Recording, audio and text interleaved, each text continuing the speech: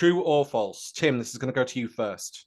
Rachel Reeves this week said her plan with the new budget is to stop rewarding idleness. Those exact words. She's going to stop rewarding idleness. So this is towards all the benefit payments. You think that's true? That sounds true. Yes. No. I don't think she'd be that verbose. I think no, I don't think she said that. I think she thinks it. I think she believes it, but I don't think she'll have come out and said it. It sounded a bit too Tory. Even they wouldn't be that outrageously, in your face. I think, Liz Kendall's saying everything for her, isn't she? I must say I've stopped listening to her, so I don't really know, but I think it's true. The answer is it's true. Tim, what? No. Yeah, she's become a conservative. I do hate turncoats. My coat's beautiful. Wow. Whilst wearing red. Yeah, no, there he was. Well, I don't think politics is predicated on colour. Okay. No. Well, we can go into the racism in the United Kingdom if you want on that one. Question 2, Sal. Trump this week compared Zelensky to a baby Yoda. I mean, after the last one, who knows? Probably, yeah, because he's bonkers, isn't he? Tim. He is. Well, I think Trump is detestable, and somebody should do something with his hair plant. But I like to think that it's a wig because I like to think no one's had that hair beforehand. But no, he wouldn't have said that. He is the Yoda, and not a very good Yoda. He's the Yoda before it's been voiced by Frank. He's Jabba the Hutt. Whoever did the Jabba the Hutt. Do you know Jabba the Hutt in the first film was just normal sized? It sort of expanded into until his second term. No. Yeah, into a second term and a third term, and then it just keeps going. Is it true or false? Disturbing. Is it true or false? It's false. It's false. Is it false? It is false. Oh, I'm rubbish at this. 2-0. Tim, you're leading the roast team. Okay, question 3, Tim. Yes. NHS hospitals in the north of England are now offering free supermarket vouchers. True or false? I assume that's false because I don't think, where would they? So is there another bureaucrat who's been employed to produce these free supermarket vouchers? It's been produced, vouchers? from my knowledge, from the hospital. Well, then someone's got to do it. So that's another person being paid for something which is absurd. If it's true, could be false. If it's true, I don't think it's true because I don't think the NHS can offer enough to keep things going as it is. Let alone, actually, it's possibly true. It's possibly true to try and give the impression of largesse. I don't know. Well, health benefits and prevention. So is it true or false? I need a single answer from you, Tim. I'm thinking you're saying it's Wes Streeting wants to prevent problems rather than cure them. He's going to end if he's offering free supermarket sweep. He's not going to prevent or stop. Or he's not going to prevent or cure. So I think it's false, but I really don't know. I think it's false. Sal? I think it's false because they're far too busy renaming food banks into larders and trying to make them acceptable. We're definitely going to have a long conversation about that later. But yes, it is false. Last Thank question. God for that. In a Sal. way. Oh, the UK is the only G7 country that fell into recession in the third quarter of 2024. Don't know. Yes, let's say. Yeah, I'd a guess. I've no idea. Tim? I think the answer is yes, because Russia is no longer part of G7. Correct. I think so it is true. Well done, everyone. Tim, you've succeeded. And it is, I think, yes. It's funny. I think there were even stats showing that Russia was doing better economically than the UK at one point in the last, Well, during Putin is the probably war. doing better. Putin is probably doing better He's than probably got a better economy with the billions that he's away. I mean, he has serious problems. If you've seen the photograph of him recently, he's clearly forgotten his false teeth. But have a look at the photograph. Let's go into the intro. No.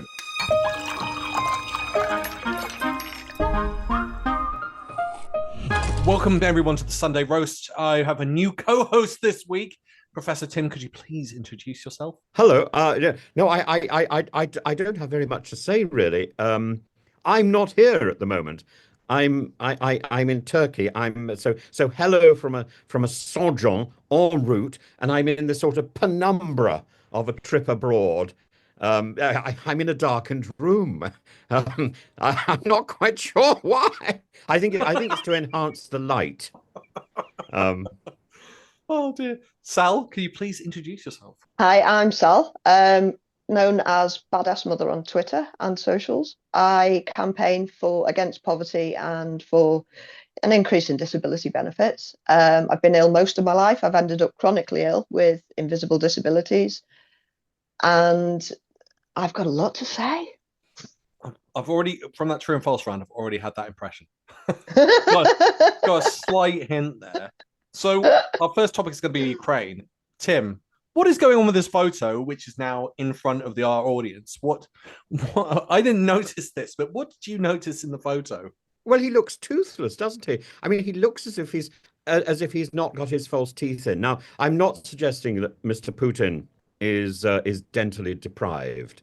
I'm sure Mr. Putin has a very fine set of teeth, but they're in the Smeg fridge with the rest of the body decaying in a lump of ice, as beautifully described by SVR.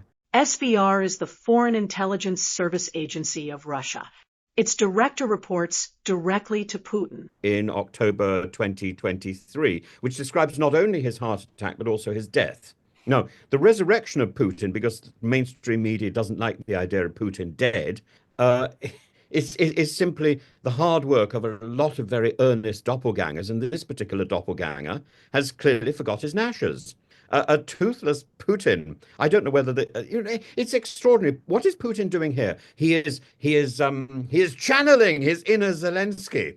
Mr. Zelensky has got inside Putin, rather like one of Matt Hancock's wayward HB pencils. And you're back into Zelensky, and there we get it, fully clothed but without the teeth.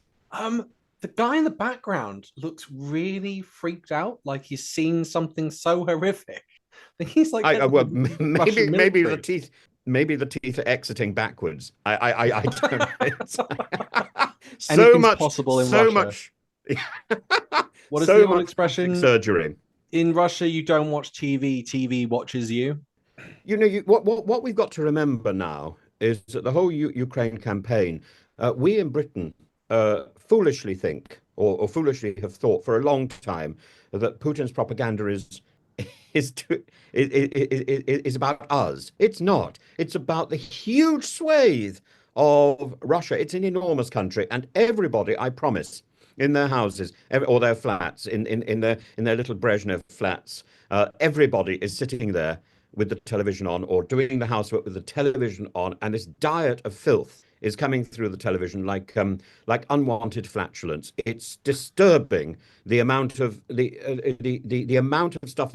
I got caught on Russian television on a number of occasions, and I was interviewed. I'd done some lectures on the ethics of journalism in I think the Presidential Academy or something like that. And I really enjoyed doing them. And then one of my students asked me if I would be interviewed on a national TV show, a national TV channel called NBC or something.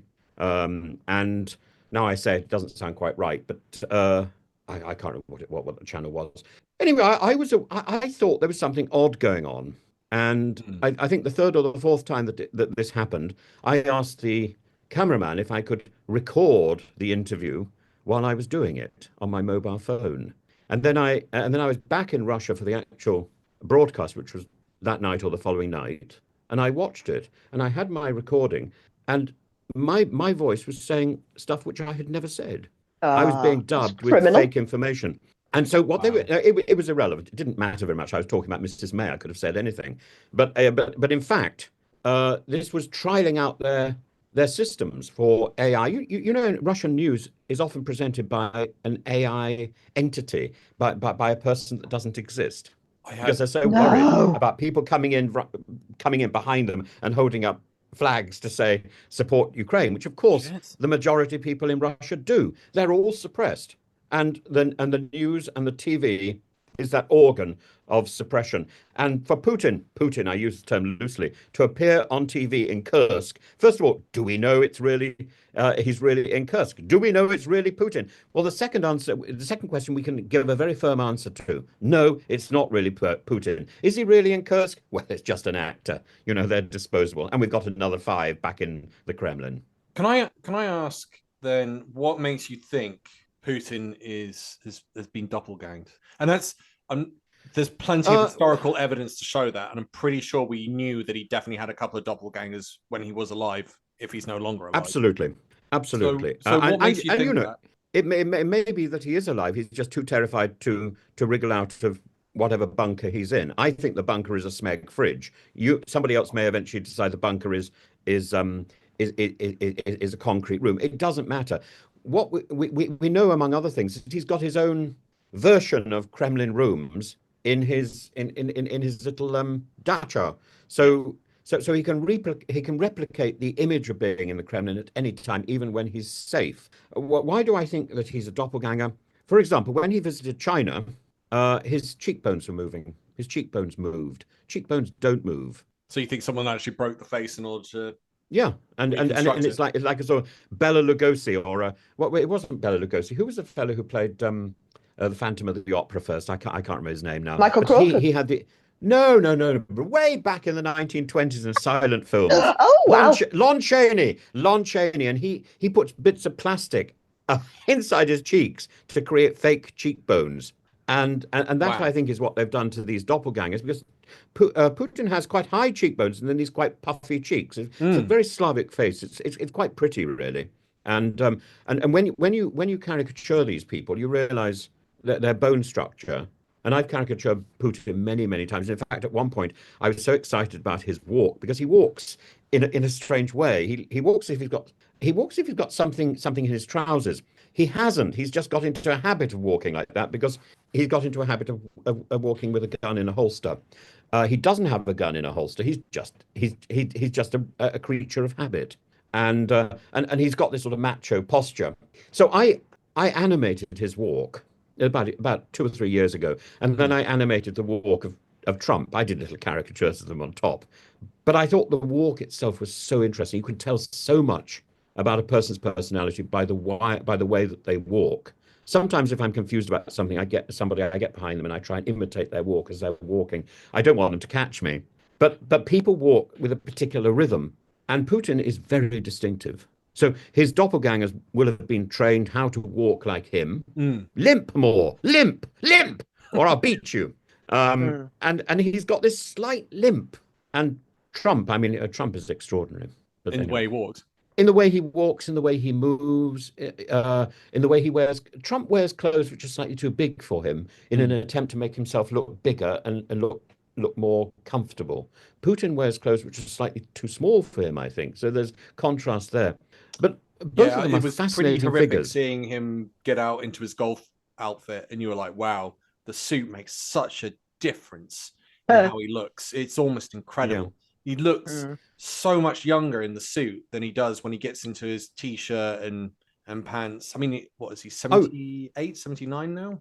I'm not sure, but Trump looks magnificent. And even admitting the comb over and I like to think that it's a wig, but that's just my entertainment. The reality is it's clearly a hair transplant, and it's very good. What do you think of what's going on in Ukraine, Sal? I am not entirely up on that geopolitics, because it seems very I'm not as into it as Tim is. Obviously, it's not my baby, but for me, it seems to be a proxy war that America have been behind the whole time. I could be wrong. I don't know. But it does seem to be that all they really wanted was the minerals and the gas and oil that Ukraine have the whole time, and to give Putin access to it all. That seems to be the overriding purpose of it. You think it's all financial in the America? I mean, there's plenty of about America and the CIA.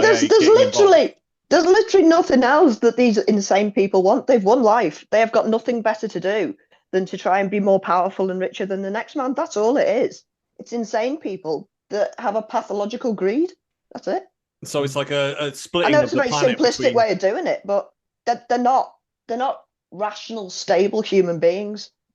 During my recovery, I've taken a very deep dive into psychology and human behavior and sociology. And of course, that trips into geopolitics and just trying to figure out how people work and why we're in such a mess right now. Yeah. Because it's insane and it's everywhere. It's pretty much across the globe.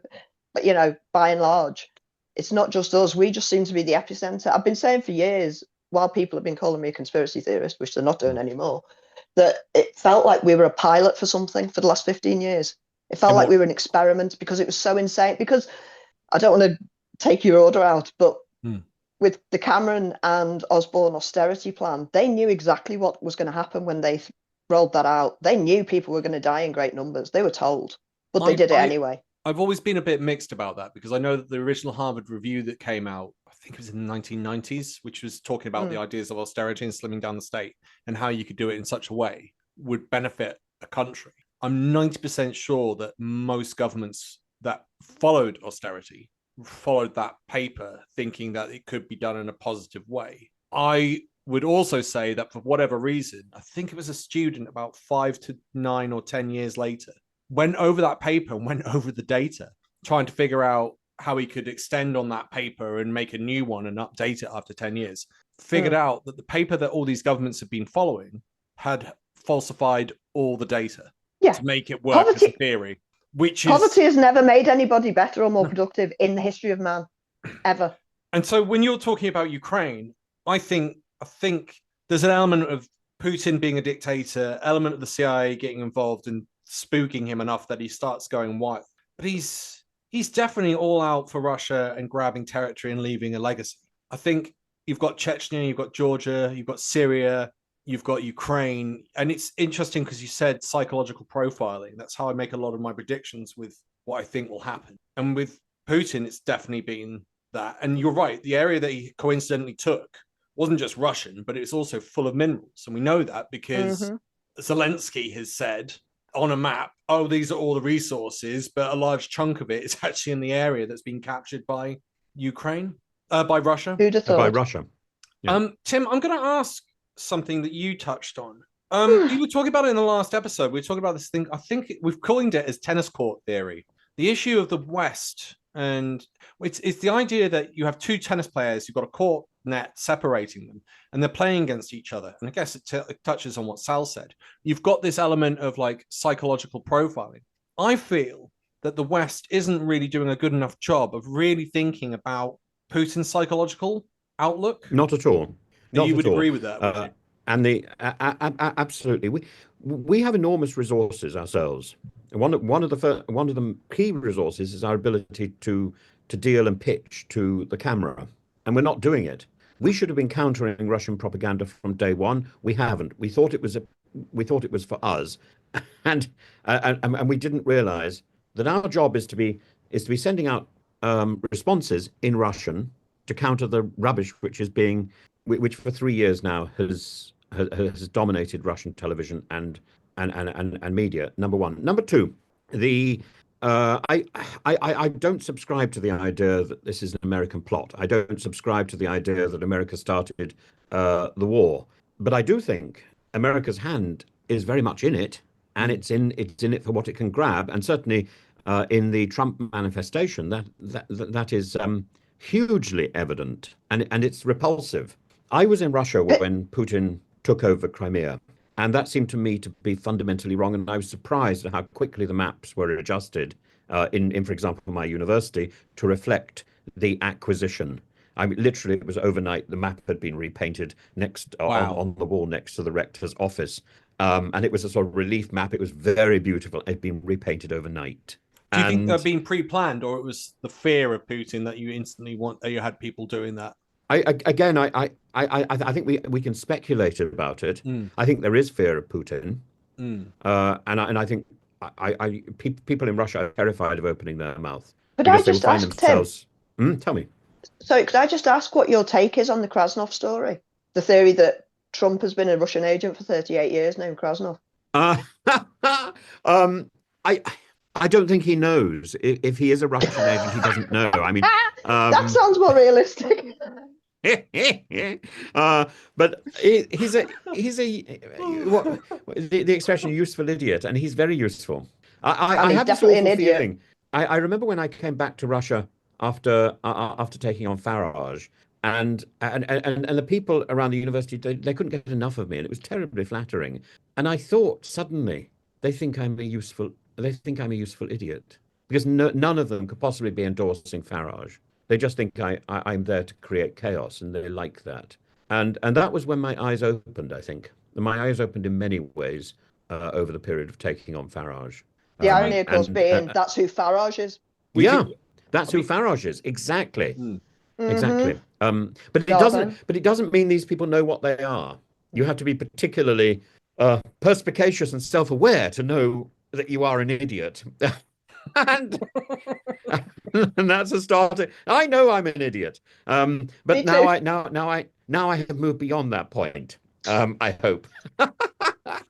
We all have our moments, though, don't we? Oh yeah. We do. Oh, we We do. do. I did And it- you go know on. the word idiot. The word I was always amazed when I lived in Greece and I remember somebody saying idiotico, and I thought they're being rude to me. And then I did something. Idiotico means individual. So to be Does an it? idiot is to be Oh. an individual. Wow. So I if we like go back that to the original word, that is what we aspire to be. We aspire to be the best version of ourselves. That is to be idiotico, idiot. And so I embrace my idiocy now. It's the only thing you can do for sanity's sake. This is Yeah, turning I into a think Monty so. Python sketch. I'm sorry. I'm so No. sorry. No. It's a compliment. It's good. It reminds me of it's almost Python-esque in the. It's good. It's good comedy. Ah. I mean, I just want to Did ask. did I Go answer on. the question you asked me? I can't remember. I want to just pin it down a bit more. You sort of did. I think I just want to get a little bit more dissected because what is the difference in the Russian mentality to the Western mentality then? Mhm. And I think let's go specific because we could talk about all sorts of things. But let's talk about you within the Ukraine war. What do you think the differences in the way these two sides are looking at everything? What? Well, there's So I can give an Russia example and if you there's want. Ukraine. Go on. So, for example, like the trade sanctions that they put on Russia, as much as Yeah, it do you did do mean- yeah. damage, it wasn't the thing that you needed to be able to deal with someone like Putin. And No, I went. It's and such more a. than that, it was. Yeah. I was just gonna. I'll Um, just finish off and say it felt like such a Western approach. If we hit you financially, that'll teach you a lesson because everyone hates their finances being hit. Or it was a case of everyone's talking about peace at the moment, and it's like that's a Western philosophy towards the world and its outlook, which is beautiful. But at the same time, you're dealing with someone who doesn't give a shit, who literally doesn't look at it like that. And you're going, how are they not seeing that this is why I call it tennis court theory. I'm calling the turn, by the way. But go on. That's the type of thing I'm talking about. You mentioned finances. How on earth can you think that Putin and his oligarch friends are going to be stung by a financial strike against the country when they've been squirreling away and hiding their finances, as Navalny very brilliantly pointed out, with building palaces and stuff. So if your finances are hidden, you're not going to be frightened about people going after the finances that are not hidden. They belong to other people. You don't care about them anyway. If Putin cared about Russia, he would care about the people of Russia. He doesn't. He suppresses them. He's frightened It's a theme. of them, maybe. If they rose up, that would be a problem. As for peace, I think you've spelt the word wrongly. It's the pieces of Ukraine that Putin wants, much like the pieces of Ukraine that Trump wants. It's pieces, not peace. I mean, there could even be another spelling of that word, and that's all over Ukraine. And Putin's been doing it for 3 years. But no, I think it's not specifically about the difference between Russian mentality and Western mentality. Let's face it, the majority of Russians are Europeans and are our friends. Yeah. And that's something that people forget. When I say bad things about Putin, the Putinistas, the Putin propagandists, the trolls on YouTube come out and say that I'm Russophobic. I couldn't be further away from Russophobia. I'm not. I am frightened of Putin. I'm Putophobic, but I'm not Russophobic, and I'm not a Russian hater. I'm a Russian lover. I love Russia, and I loved being in Russia, and I loved the the absurdities of Moscow, particularly. You walk around a concrete block and there's suddenly a little Russian church, and it's simply charming. The Russian people walking through Moscow looking like death warmed up, and they welcome you into their apartment, and not only do they start smiling, but all the grey clothes come off, and they're suddenly multicolored, wearing the most extraordinary things that they've discovered punk, and it's astonishing, the transformations. But Russia, I think we stand a better chance of a broad European community from Ireland to we should definitely have a broader European community from Ireland to Istanbul. But I think that broader European community could stretch as far as Russia. The difference, I think, frankly, is between that community and the USA. We have so little in common except for a language, and that language is bastardized by the Americans anyway. They don't understand the weight of vowels. And yeah, I like Americans, but I would keep them at arm's length at the moment, particularly if Trump is going to be representing them. That would also include the NHS. Segue. How do you get from the NHS to America wants to Trump to the by NHS? the looks of it, Trump wants to get involved in that if we want a trade deal with him. Well, they already have. They signed contracts with Palantir, haven't they? Some of the NHS. I don't think it's all, is it? I think it's some of the NHS hospitals have. Go on, Sal. Tell me how is the NHS doing these days? I don't even know where to start, to be honest. I spoke to Tim before the recording about how when you go abroad to foreign hospitals in some countries, you realise just how the NHS isn't quite what this government will tell you it is. There is a lot of improvements that can be made, and this is not to denigrate any of the staff working for them, because those people, God love them. We seem to be in an era that I refer to as a capitalist psychosis, where certain personality types will take advantage because if they don't, somebody else will. And that applies to everything, everywhere, including hospital contracts. It's, look at the pandemic, look at COVID, masks from mates, and the Tories stuffed £1 trillion up the wall during COVID. Most of it did not benefit the people of the UK. Sorry, it benefited about that many people in the UK who are now incredibly wealthy. I don't want to divest from the NHS chat, but I've made notes about benefits. But it's connected. Really. Like Michelle Moan. Moan. So many. Well, she's disappeared, hasn't he? He got off. Mr. Moan got off with his tax scam in Spain, didn't he? What was that? Because of course I missed that. Can you tell our audience? Oh, that was just after the pandemic when we discovered that she'd bought a yacht and paid her kids off with all this money. And they then buggered off to Spain because I can't remember his name, Peter, is it Peter something? Whatever. Mr. Michel Moan was caught with some tax scams in Spain, which I believe he got off with. And then they've just disappeared into the ether and never to be mentioned again, which is, it just, given that apparently this country is so broke, makes no sense to anybody, especially when they are now deliberately targeting, again, it's either immigrants or people on benefits. We are the scourge of the earth and apparently the reason for all the problems, which we are absolutely categorically not. Yeah, and specifically disabled people. Well, yeah, very specifically. It is shocking, isn't it? What's shocking is how few people realise that since Cameron and Osborne brought in austerity, notwithstanding it's been bolstered by the pandemic, but over and above the average death rate, over 1 million people have been deliberately killed because the benefits bill is too big. No. What's happening is that you've created an environment which makes people ill and sick. You've made people have to work more than one full-time job because the companies they work for aren't paying them enough. So that then has to be topped up by the state, which makes no sense to anybody, because if anyone had a small to medium business and that was the case, that would be called an unviable business. Pick a lane. Pick a bloody lane. You can't have it all the ways that suit you, but they do. And they spent the propaganda we've experienced over the last decade is just off the charts. It's beyond. People should be in prison for life for dereliction of duty. Their job is to look after the country and the people within it, and they are not doing that. They haven't done that for a long time. They've looked after the top earners, the people they think keep the economy going, when in fact that is an absolute nonsense. When you pay people on the lowest rung of the economy money, do you know what they do with that money? They don't send it offshore because they haven't got the money to do that. They buy stuff. So every time the government come out with a figure about disability benefits, everybody should automatically take 20% off that figure, because do you know what? All we have to do, all we get to do, is buy goods and services to keep ourselves alive, which have that on them. So we pay tax. You know, people don't take that into account. We're just shirkers. No, we're not. We're absolutely not. There are people who just can't work. There are people who are born with disabilities that are just not compatible to work. There are people like me who worked themselves into what should have been an early grave and have ended up just beside themselves. The effect on mental health to everybody across the board. Why is everybody getting suddenly ill? Oh, they must be making it up. No, they're not.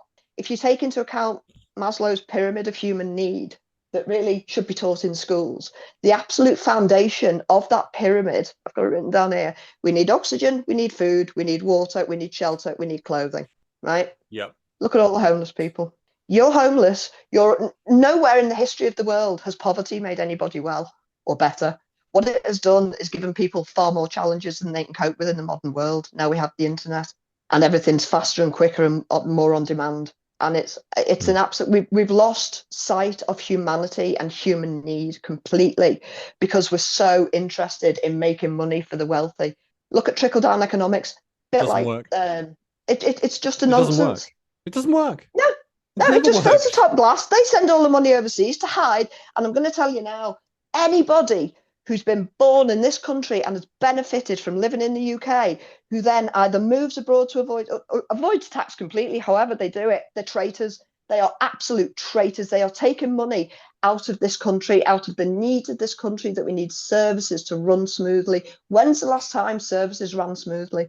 Probably not since Labour. And there's a lot of evidence to support that. I mean, there was, I think it's the Commonwealth Fund. I saw a couple of other surveys suggest that I think 2010, I think even a couple of years after that, when they pumped a bit more money in due to COVID, or when we were just coming out of austerity, showed that people in the UK were voting for the NHS to be number one.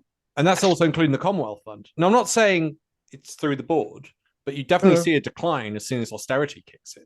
And it was I've got to touch on something that you brought up. You were saying how I call it capitalist selection. It's like some sort of weird formed, like how like in the 1930s things were like with certain nations, they were going, it's all about genetics, and that's how you select someone.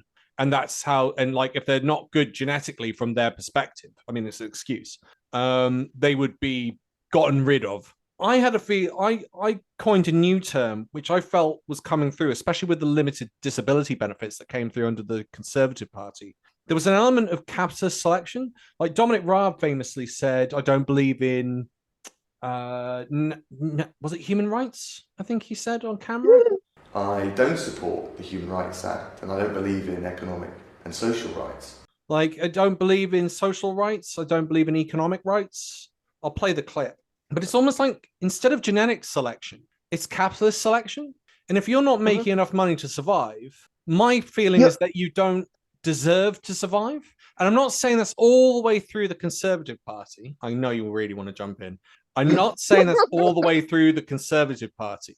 But there are core elements within the Conservative Party that I think believe in that. Raab would be one because of what he said. We could look at how all the people that have attacked people on disabilities or the poor. And I think they go, well, if you're not good at capitalism, you deserve what you get. I think would be a more nuanced way of saying it. Sal, before I bring you in, Tim, I can see you shaking. I can't tell what you're doing. Tim, what are your thoughts? And I'll bring you back in, Sal. I'm not shaking, No. I'm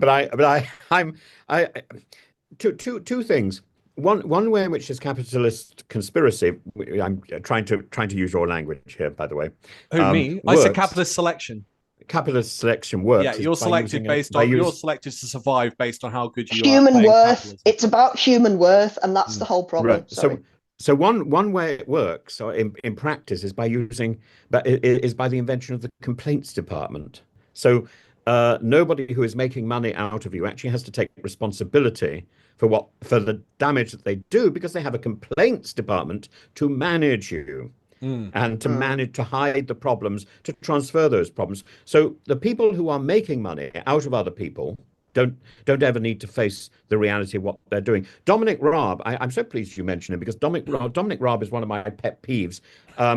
Dominic Raab, I mean, what would he say about somebody who shirks their duty? For example, maybe sunning themselves on a beach in Chania when... hindsight, we dealt with the reality that we saw it.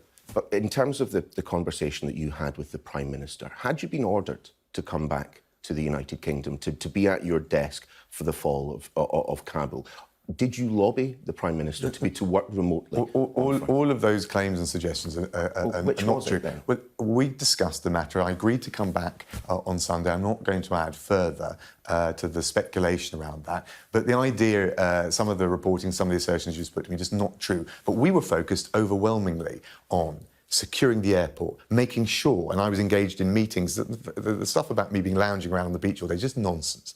The stuff about me paddleboarding, nonsense. The sea was actually closed. It was a red notice. I was focused on the COBRA meetings, the Foreign Office team, the Director and the Director General, and the international engagement. And as a result of the actions of the government, 9,000 people, British nationals, Afghan workers, were secured back to the UK. But the reason this is significant is demonstrated by a poll in the Mail this morning, which shows a majority of people want you to lose your job for not coming back from your holiday.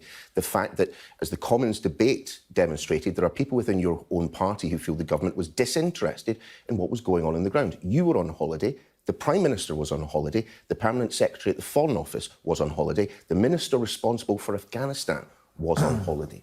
Well, self-selecting reader polls in newspapers, I'm afraid, are not a particularly accurate barometer. I think it's ideas about responsibility. The idea of responsibility has been obliterated or masked by the idea of making money. And that's very worrying. I don't know whether we've got to that point or whether people are trying to get us to that point, but I think we have to keep pulling back and saying responsibility is more important than making a quick pile of money. Now, on the subject of Wes Streeting's plans, now I know that I know that there are concerns about the revival of austerity, and I have serious problems with what he's talking about. But right at the top of his list is a plan to axe NHS England. If you've been to NHS England, this is one of the useless buildings in the middle of London, filled with people who don't do any serious work. Oh, that's mean. That's mean. Of course it's mean, and I repeat it. The majority of people in NHS England are simply guarding the backs of other people. You know, they're on various floors, and they all meet in the canteen and trade information. And you wonder why, as an ordinary patient, you can't move forward. And if by chance you're a whistleblower, your life is over. It's not that they will stop. It's not that they will silence you. They will do everything to destroy your career and to destroy your sanity. And I've seen it again and again. NHS England is something that needs to be severed. It's not 7,000 bureaucrats who need to go. It's the entire lot. Because when you go to a hospital or when you go to your GP, it's not these bureaucrats who do the work. They're busy planning how next to muzzle a whistleblower, or how next to muzzle somebody who's trying to sue the NHS for malpractice. No. The people who actually do the real work of the bureaucracy are the overworked doctors and nurses in the GP surgeries, in the hospitals. And then why are we surprised when they misgender you or something? They misgendered me. I thought it was hilarious. They called me Mrs. I shouldered it quite pleasantly. I thought it was a positive, really. You know. I would say the statistics I'll bring you in a second, Sal. The statistics I saw, I can't remember what year it was done, but it showed that actually, and this is only on NHS management costs, not NHS England. I don't know if the two have been separated in the study, but they're some of the lowest in the world for running something as similar. I mean, one of the highest is the United States. So I might push back a little bit, because I'm going, that should include NHS England as part of the managerial costs. So I'm not, it sounds like, and I agree with the whistleblower stuff though. I think that needs to be restructured so you can come out. Otherwise, how can you improve when you find problem or fault? Like, I've worked in enough industries to know that. Go on. Yeah. You know, it's part of the contract that you signed to be in the NHS that if you see something wrong, you're supposed to call it out. Yes. Whistleblowing is encouraged. But when the whistleblowers actually do their job, they are destroyed. They are pummeled into the ground. And years go by before they can actually rise again. And they don't. You know, all you have to do is Doctors for Justice or something like that. There are groups of people who have been shattered by NHS England. Shattered. And these people are the sort of people that we really need working for us. We don't need another pen pusher. We need another doctor, another nurse. And, you know, we are actually training more doctors and more nurses at the moment. I'm sounding like Suella Braverman, aren't I? We are training more doctors and more nurses at the moment than we ever have before. And yet we're not retaining them working in the NHS and then being paid a pittance to complete those last 2 years. And they go abroad where they're actually going to be valued because they have been so well trained in our universities. You see, I would say that I agree with the retention, and teaching is the same problem. The stats came out; it's the lowest retention rate of teachers on record, which means that it's the public sector isn't competing enough with the private sector to retain these staff. That's part of it. I'd still say I don't think it's necessarily just the management. I think it's the investment and there's not being the same level of investment. I entirely agree, Alex. It's not just the management, but the management is a major problem. When I look around and I look at the CEOs who are running hospital trusts, I know some of them. I know some of them personally. They were stupid when they were small. They're still stupid. And yet they've got these top positions. They are paid more than somebody who has got his scalpel poised over you or her scalpel poised over you, ready to do some serious surgery. Who do you want to pay more? Somebody who's pen pushing or somebody who's about to slice into you? Yeah. Yeah. You don't have that in football. The players are paid more than the actual CEOs. We need to make absolutely sure, fundamentally sure, that the people who are doing the real work, that's the nurses, the doctors, the cleaners, are paid significantly more than the bureaucrats. Go on, Sal. No, I just wanted to ask, because it's something that I've been sort of sitting on for quite a while now. What do we call it when a government targets a specific demographic of people, knowing that the end result is going to be death? Persecution. And then they kill lots of people. I thought it was eugenics. You could call it that as well. You could call it that as well. It's also right. brutality, isn't it? It is, but it's 15 years of systematic psychological torture of the most vulnerable group in the country that has resulted in the last statistics I had, I think, went to 2021, and that was over 1 million people then. And they know exactly what they're doing. They demonize us, and they you know, it's like I was saying before, it's either immigrants or it's us. Apparently, we're the problem of all the world's issues, and we're not, because you know what money is? We don't mine it, we don't fish for it, we don't grow it, it's not blood, it's not oxygen, it's a man-made system of trade for services and goods that, do you know what? Human people made up. The economic system is a man-made system that they can change at will whenever they like, as we know when you go back to the Bretton Woods system. The Bretton Woods system was a global money system set up after World War II to bring stability to the world economy. Countries agreed to fix their currencies to the US dollar, and the dollar was tied to gold. They had to change that because they ran out of gold to wage money against, or weight money against, rather. Yeah. And then what happened, I know it was a Nixon thing, but we've got to change it all now. We're going to have a new economic system. So you can mold it any way you want. But what they've done is they've exclusively weighted it towards the wealthy, which is why when inflation comes along, people like me, who are literally everything we get goes, you know, the minute we get our money, it's gone because we've paid our bills, bought our food, and that's your lot. Whereas, so when something gets put up in price, to us it becomes more expensive because we're still living on the same wage. But the wealthy people who've got all the investments relative to their wealth, inflation makes everything cheaper for them because their wealth has gone up so much relative to the price of the goods that have gone up. And it's just an insane nonsense. I've got a stat for you. I think between 2012 and 22, the average house price in England rose 57%. Do you want to guess what wage growth went up by? It didn't. It did go up. I don't think it did. Between 12 and 22, it did go up. Okay, 0.2%. I think 0.2. Tim? Wage growth compared to housing price. At the very most?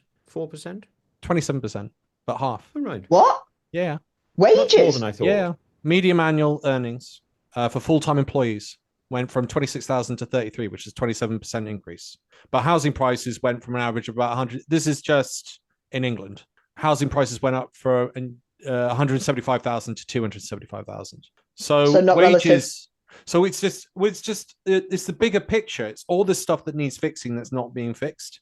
So it's like, if your wages aren't going up with house prices, you get priced out of the market, which means that people who own the property have more control. I was checking to see if our housing stock was as bad as Europe. It's actually considered not too bad across the whole of the UK. I'm a bit surprised at that, because I've seen a lot of Victorian housing. I mean, it doesn't even have concrete floors; it's mud, and you've got floorboards protecting you from the mud underneath. Our housing stock, I'm sure, must need. I mean, that's the other issue we've got. Since time immemorial, the short-termism of governmental thinking is insane. It's all short-term band-aids. That's what everything is. We need a complete reset of the system, including the political system, because we have a duopoly nonsense my entire life, and life is far too short for people to be punished like this. And yet, I wonder how much this is related to the Victorian era. This sort of, I've felt it. So my mum was in a wheelchair, and you just noticed all these things, like she couldn't get access into certain shops. She couldn't go around with the pavement because the pavements aren't designed for people on wheelchairs. Like, it's difficult to get elevators. And, sometimes you sort of get it because like the building's listed or something, but still you're like, it wasn't just like the one-off random rare antiquated building. You just felt it all the way through. There was no social support, or very limited. And if you compare it to other countries like France, you can get a care worker to come in and they'll do anything you want, whether it's to help with the child, not someone. What? Sorry, that's an anathema to me. So in France, if you have a kid, the French government will allow you to bring in a worker to help you with the kid, whether it's cleaning, washing, cooking, anything you need. Whatever you need, they come in. Might be for an hour or 2 hours a day, but that doesn't exist here. There's no help.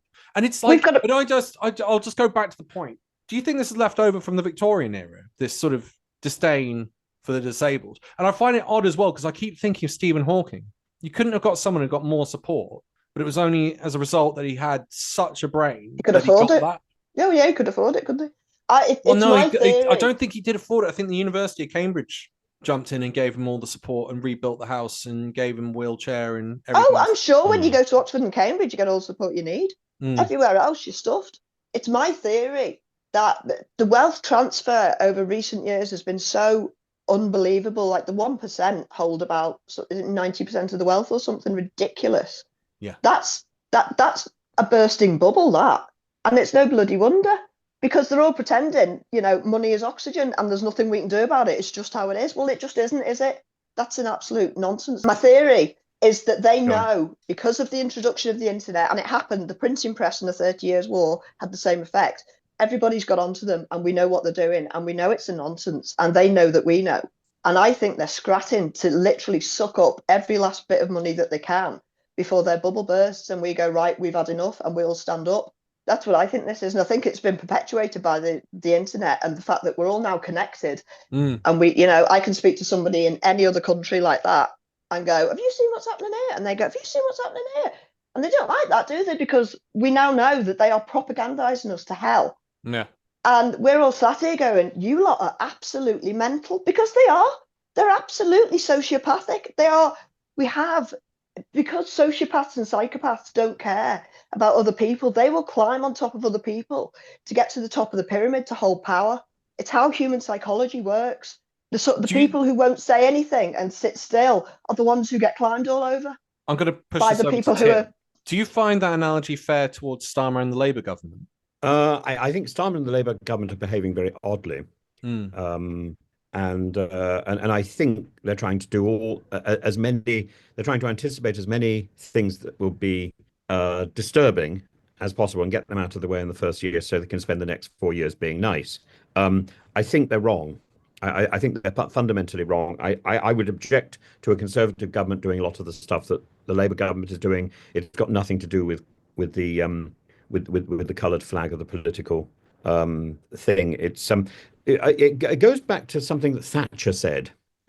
Thatcher said there was a difference between freedom and equality. Now, one of the solutions to all the things you're saying and that Sal is saying, is that we need more equality. Actually, what we need is more responsible freedom. Need equity, not equality. Well, I've never quite understood the difference between equity and equality. Equity is everybody. Sorry, equality is everybody's got the same ladder. Equity is everybody gets a ladder relative to their needs.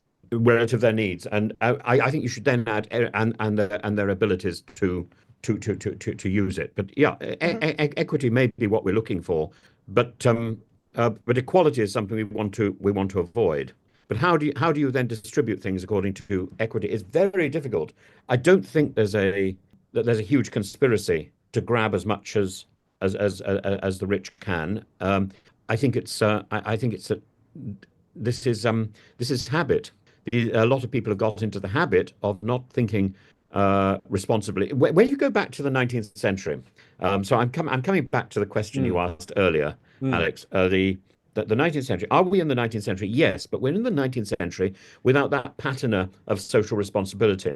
Because if you look at Birmingham, which is a city I know well, just down the road from where I am, not at the moment, of course, Birmingham was built by businesses who had this sense of social responsibility, as was Manchester, as was Liverpool, really. These enormous public buildings put up to demonstrate that social responsibility. Yes, it wasn't perfect in any way, but now we've got money making for the sake of money making with no sense of responsibility at all. Do you know that's how Rowntree and Cadbury got going? Did you yes, know it that? is. Yeah, and the Rowntree Cadbury stuff. Sorry, Tim. Yeah, and the little communities of the Rowntree and Cadbury very much built up on the Quaker faith as well, and very good. But it was about this putting back into society because people had this sense of responsibility. I don't see that sense of responsibility at all now. And we go back to Raab sunning himself on Chania, no responsibility. Can I just make a little point while we've got time? Mm-hmm. To the disabled community who were so relieved to get rid of the Tories, as we know, I saw you on that night. It feels like Starmer and his clan of terrible people have turned up at the scene of the world's biggest multi-car pile-up, and they've gone, oh God, these car manufacturers are going to need some investment because this is bad, this isn't it, right? Okay, first things first, invest in the car manufacturers, smashing, right? Anybody here needs to get to work. Right, let's help the people get to work while people are dying and dead on the pavement. That's where we're at. And they are further going, oh, these dying and disabled people, they're making it difficult for everyone to get to work. Not a word of, we know what you've been through, we know what you've suffered, bear with us. Not a word of that, no. Which speaks volumes in and of itself.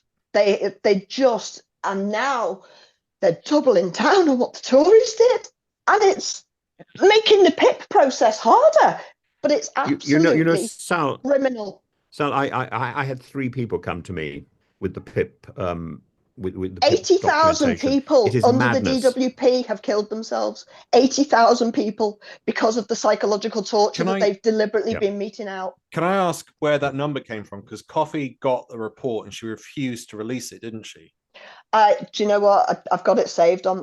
If I can find it on my bookmarks, I'll send it to you. So I can't because I've got such a wonky brain. It was either 77 or 87, and I can't remember which it was. So, but I made a speech in 2021. Bless Ian Byrne. I terrorised him into letting me talk because even the people who are protesting government cuts are not including disabled people. There's one at the end of March that I'm trying to get onto to speak at because they have no representation from the disabled community. And they want to talk about government change because what they're doing now is terrible. Well, hello, you know. I spoke at the. I had a panic attack at an Enough is Enough protest, and it was horrible because people came up to me afterwards sobbing because it was the first time they'd heard anyone talk on their behalf. Wow. And women who just my daughters are hooked up to all this electrical equipment, and I don't know how I'm going to manage to pay the bills. This poor woman. And there was just loads of people like that. And do you remember when? I don't know why nobody cares. Well, this is why I asked that question. Is it left over from the Victorian period? Is there something in that? And I think we talked about Raab earlier. He had that moment, didn't he? I think he was being interviewed by Victoria Derbyshire in a room. Tens of thousands of disabled and sick people are dying every year. We are dying. There have been hundreds of suicides. I spent the 48 hours after the last general election trying to talk people out of killing themselves, and I didn't always succeed. People are dying here, and nobody cares.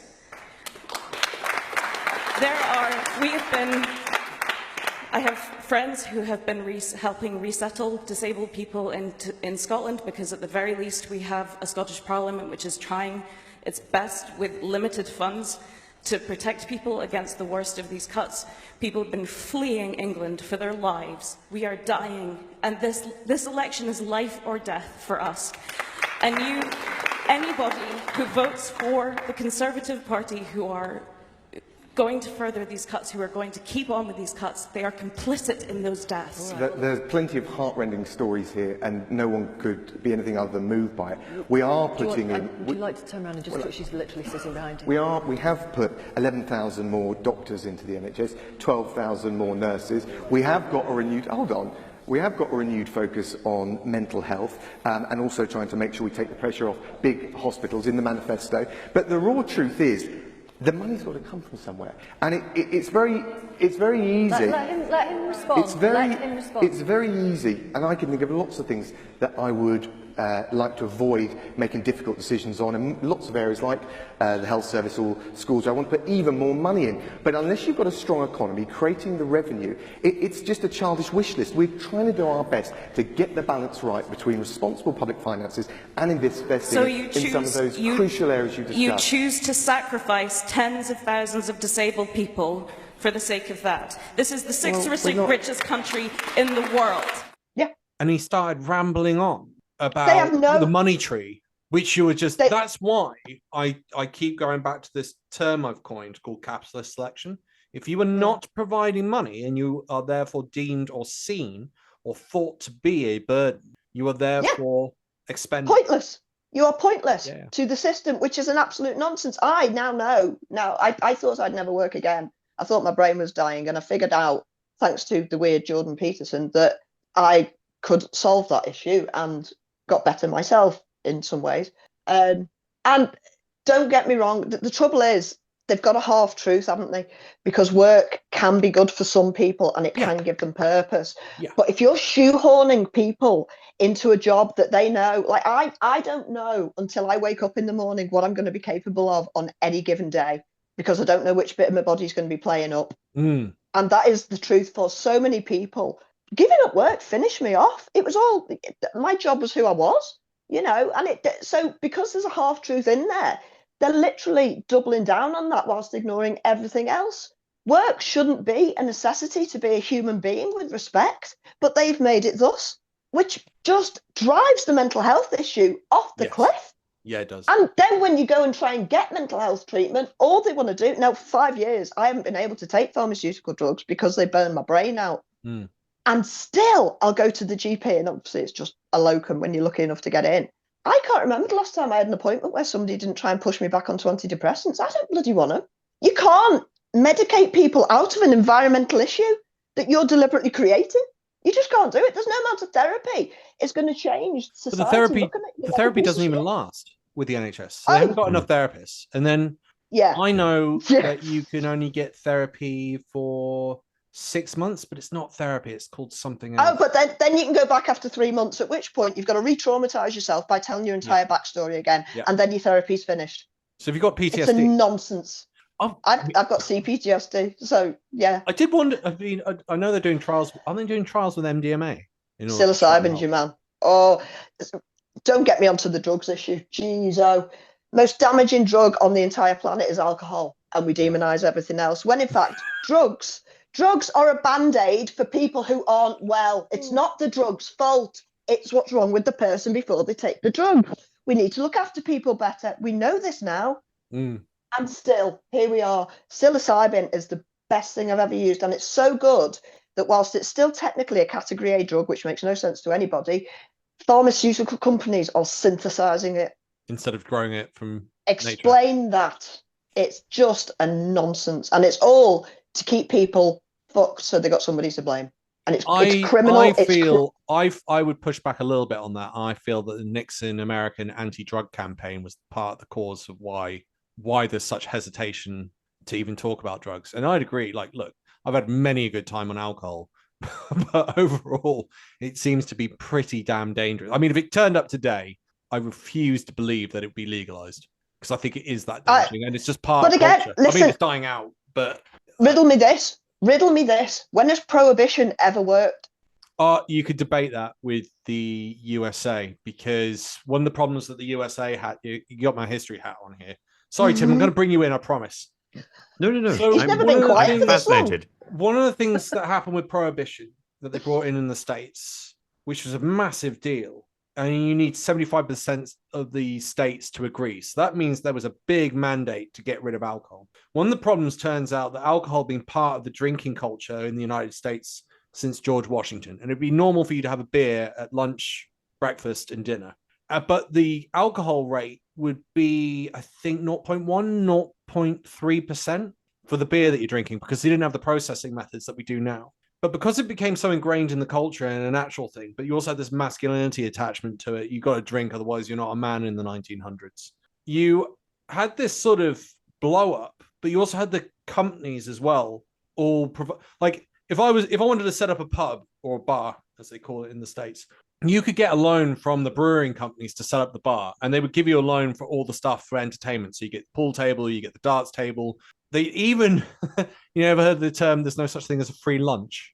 Well, that actually came from that period, because what they would do, they would give you bar snacks, but they would be heavily salted, which you still get today, right? You get salted peanuts, salted jerky, and everything else. But of course, that would cause you to, as you just pointed out, you drink more, so you spend more, and it wouldn't cost that much. That's why pubs turn the heating up, innit?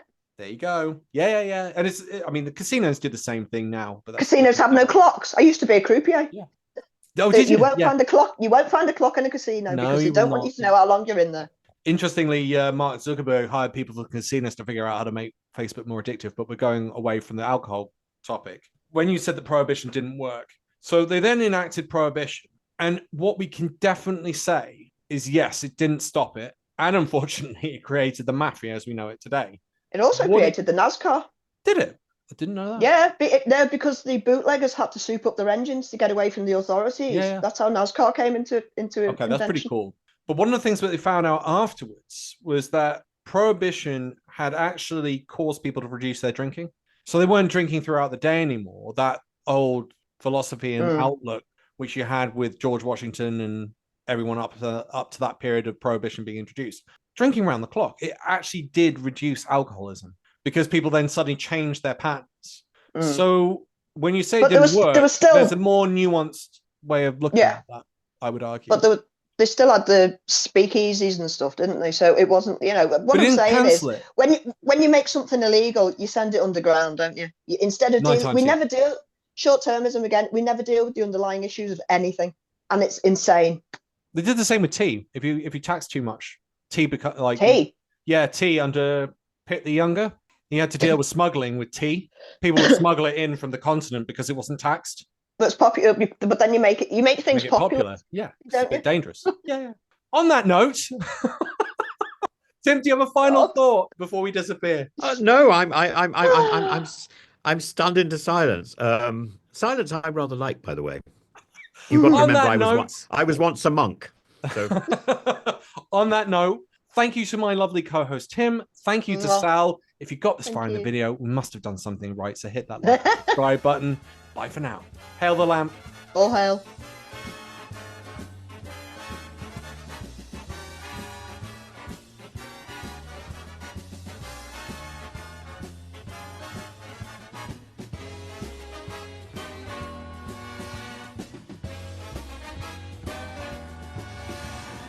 Tune in next week for another exciting story from the files of Police Squad. In this new world, within the Twilight Zone that you now live, you either have two choices of transport. You can have a Boris bike controlled by an AI of Boris Johnson. He does the bumbling. He does crash you in sometimes and can cause a bit of chaos, can cause a bit of comedy. Or you can have a Tesla, but the only thing playing on the Tesla is Matt Hancock playing Ed Sheeran songs, but you have the entire back catalogue of Ed Sheeran. It's all played by Matt Hancock. Do you go for the Boris bike, or do you go for the Tesla? Can I take them both and drive them both off a cliff? You can do whatever you want, but you can only have I'll one. do that. Oh, okay. I'll do that have with the one. I'll do that with the Tesla then. You'd have more Just watch the satisfaction. car. Do you get Matt Hancock in the car as well in physical form? It's That's like too, a stationary too cupboard, far, isn't Tim. it? Too far. Oh, let me get into the car. Can you imagine him in the back with a guitar? Imagine him on the back controlling Ed Sheeran. He'd have a ukulele in, wouldn't he? When I'm cleaning windows. I can't do that in a Frankie Howard voice. Tim, in this new world, post-apocalyptic world, they offer you a job that you must take. You either get to host Britain's Got Surveillance, where you keep an eye on people as they walk around, and you're trying to keep an eye on people from doing bad things. If they do, you highlight it. Except you have to do it in a positive style. Jazz hands. Oh, is that like highlighter on JD Vance? On anyone doing anything highlighter. bad, you get to. It's like 1984. Okay. So you do a highlight. Or what's my alternative? You have to do a daily come dine with me. But your guests are always Keir Starmer, a hologram of Margaret Thatcher, Boris Johnson, and Vladimir Putin. I would have the come dine with me. I love the thought of having people to dinner. Would I be able to cook? Could I cook appropriate food? You can do whatever you want. You can get them to cook for you as well, which is part of the game. And what would a hologram of Margaret Thatcher eat? I'd have to find out her design. Oh, once I've got started, I'm not going to stop. Give me worms. Can you imagine Mrs. Thatcher with worms? I could have a worming pill. Oh, Vladimir Putin, you're also dead. Would you like one of these? Привет. Oh, dear.